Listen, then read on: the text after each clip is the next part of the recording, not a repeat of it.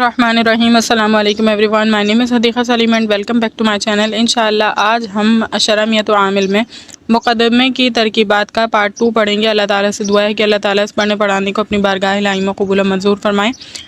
تو ہمارے پاس عبارت ہے سقى اللہ ثراہ وجعل الجنۃ مثواہ، یعنی اللہ تعالیٰ ان کی مٹی کو سیراب کرے اور جنت کو ان کا ٹھکانہ بنائے۔ تو اس کی ترکیب کس طرح سے کریں گے؟ بہت آسان سی ترکیب ہے۔ پہلے اس کے معنی سمجھ لیجیے۔ سقى اللہ ثراہ تو سقا فعل ہے، کیونکہ جو ہے اس میں سیراب کرنا، سقى اللہ ثراہ، سقا کا مطلب ہوتا ہے، سقا کا مطلب سیراب کرنا، ٹھیک ہے، ساقی اسی سے نکلتا ہے، پانی پلانے والا۔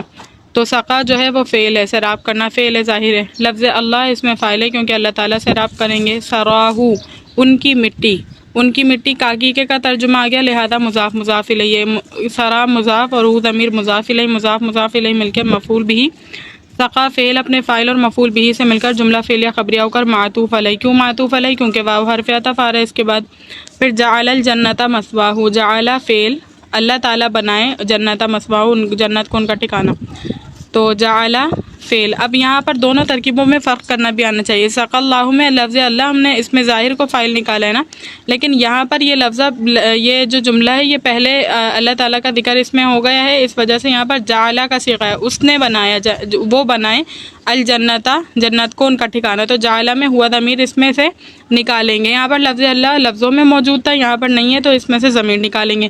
جعل فعل ہے، ہوا ضمیر اس میں فاعل کی ہے، الجنت مفعول فی ہے، ٹھیک ہے، مفعول بھی اول بھی کہہ سکتے ہیں، لیکن مفعول فی ہے یہ، مثواہ اس کا، ان کا ٹھکانہ بنائے۔ تو ان کا ٹھکانہ کاگیکے کا ترجمہ ہے نا، ان کا ٹھکانہ، تو مضاف مضاف الیہ، مثواہ مضاف اور ہو ضمیر مضاف الیہ، مضاف مضاف الیہ مل کر مفعول بھی ثانی، فعل اپنے فاعل مفعول بھی اور اس مفعول بھی اول مفعول بھی ثانی سے مل کر جملہ فعلیہ خبریہ ہو کر معطوف معطوف معطوف علیہ مل کر جملہ عاطفہ ہوا۔ اس کے بعد جو ہے عبارت ہے ہمارے پاس لفظیتن و معنیتن، صرف اتنی سی ہے، لیکن ہم اس میں سے مزید جو ہے نا چیزیں نکالیں گے۔ اصل عبارت لفظیتن ہے و معنویتن، صحیح، علامہ الفا، یہ پوری عبارت ہم نے نکالی تھی، اس سے پہلے ہم نے عبارت نکالی، اور اس کے بعد ہم یہ اس طرح سے سولو کریں گے۔ لفظیتن و معنویتن پہلے اس کی بات سے جڑا ہوا ہے نا، تو اس کو سیپریٹلی جملہ بنانے کے لیے ہم کیا کریں گے؟ یا تو بعضھا نکالیں گے یا پھر ہیا نکالیں گے،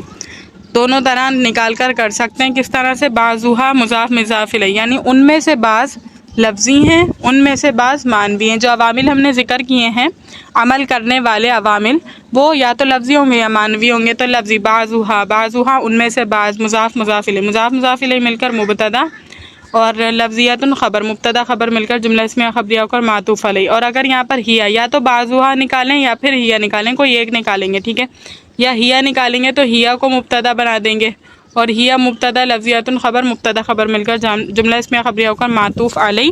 کیوں؟ کیونکہ واو حرف عطف یہاں پریزنٹ ہے۔ بعضھا اور معنویتن، اس کی بھی ترکیب اس طرح، بعضھا مضاف مضاف الیہ مل کر مبتدا، پھر معنویتن خبر، مبتدا خبر مل کر جملہ اسمیہ خبریہ ہو کر معطوف معطوف علیہ مل کر جملہ عاطفہ۔ اور اس میں بھی اسی طرح کر سکتے ہیں، یعنی بعضھا نہیں بلکہ ہیا کے ذریعے سے بھی اس کی ترکیب کی جا سکتی ہے۔ ہیا مبتدا، معنویتن خبر، مبتدا خبر مل کر جملہ اسمیہ خبریہ ہو کر معطوف علیہ مل کر جملہ عاطفہ۔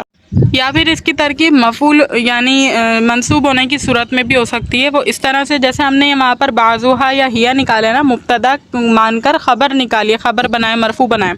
یا پھر ہو سکتا ہے کہ اس کو ہم منصوب بھی پڑھ سکتے ہیں، لفظیتن و معنویتن، اس صورت میں ہم کریں گے آنی، میری مراد، جو مؤلف ہیں وہ کہنا چاہ رہے ہیں آنی میری مراد، لفظیتن و معنویتن، میری مراد لفظی اور معنوی بتانا ہے۔ تو اس صورت میں کیا ہوگا؟ آنی فعل اور انا ضمیر اس میں فاعل کی نکلے گی، لفظیتن معطوف علیہ واو حرف عطف، معنویتن معطوف علیہ مل کر مفعول بھی، کیونکہ میری مراد لفظی اور معنوی ہے، تو میری مراد واقع کس پہ ہو رہی ہے؟ لفظی اور معنوی پر، اس وجہ سے مفعول بھی واقع ہے۔ فعل اپنے فاعل اور مفعول بھی سے مل کر جملہ فعلیہ خبریہ ہوا۔ تو اس کو کس طرح حل کریں گے؟ ہیا مبتدا ہے، مئات ممیز ہے، عامل مبدل منہ ہے، ہیا مئات عامل، ہیا مبتدا، مئات ممیز، عامل مبدل منہ کیوں بنا رہے ہیں اس کو؟ کیونکہ جب بعد میں بھی وہی لفظ آئے تو پہلے والے لفظ کو مبدل منہ بنا دیتے ہیں۔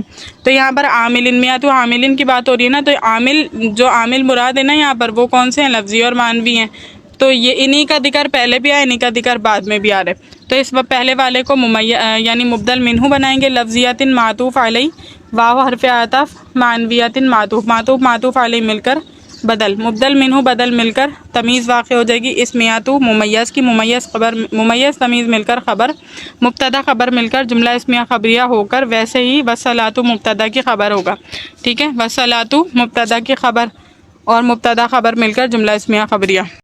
اس کے بعد عبارت ہے فاللفظیۃ منہا علی ضربین، فاللفظیۃ ذو الحال من حرف جر، ہا ضمیر مجرور، جار مجرور مل کر متعلق ثابتتاً اسم فاعل کے، ثابتتاً، ٹھیک ہے، ثابتتاً اسم فاعل اپنے فاعل اور متعلق سے مل کر جو ہے یہ شبہ جملہ ہو کر ذو الحال کے لیے حال واقع ہو جائے گا، پھر ذو الحال حال مل کر مبتدا، ٹھیک ہے۔ دوبارہ سے فاللفظیۃ ذو الحال منہا کو متعلق کر کے ثابتتاً کے اس شبہ جملہ بنا کر اس لفظیاتو کا حال بنائیں گے، ذو الحال حال مل کر مبتدا بنائیں گے، اعلیٰ حرف جر ہے، ضربین مجرور، جار مجرور مل کر متعلق ثابتتاً کے، متعلق ثابتتاً صیغہ اسم فاعل اپنے فاعل اور متعلق سے مل کر شبہ جملہ ہو کر خبر، مبتدا خبر مل کر جملہ اسمیہ خبریہ ہوا۔ اس کے بعد احدھا سماعیۃ و ثانیھا قیاسیۃ، ان میں سے ایک سماعی ہے اور دوسرا قیاسی ہے۔ تو احدھا جب بھی اسم ابتدا میں آ جائے اور وہ معرفہ ہو تو اس کو مبتدا بناتے ہیں۔ یہاں پر اگرچہ آپ کو معرفہ اسم نظر نہیں آ رہا ہوگا، لیکن یہ جو دو اسم ہیں، ایک احد اور ہا ضمیر، تو جب ایک اسم کو دوسرے کی طرف، یعنی ضمیر ایک اسم علم ہے تو اس کی طرف جو ہے یعنی علم پر دلالت کرنے والا ہے، تو اس کی طرف جب مضاف کیا جاتا ہے نا تو یہ پورے کی حیثیت بڑھ جاتی ہے اور یہ معرفہ کہلاتا ہے۔ پھر لہذا احد مضاف، ہا ضمیر مضاف الیہ، مضاف الیہ مل کر مبتدا، سماعیۃ خبر، مبتدا خبر مل کر جملہ اسمیہ خبریہ ہو کر معطوف علیہ، کیونکہ واو حرف عطف پریزنٹ ہے، واو حرف عطف، ثانی مضاف، ہا ضمیر مضاف الیہ، مضاف الیہ مل کر مبتدا، قیاسیۃ خبر، مبتدا خبر مل کر جملہ اسمیہ خبریہ ہو کر معطوف علیہ مل کر جملہ عاطفہ ہوا۔ اسی طرح ایک چیز جزء سماعیۃ و قیاسیۃ، تو یہ معطوف علیہ جوڑ کر مفعول بھی کنسیڈر کریں گے اس کو آنی فعل کا، پھر آنی فعل اپنے فاعل اور اس مفعول بھی سے مل کر جملہ فعلیہ خبریہ ہوا۔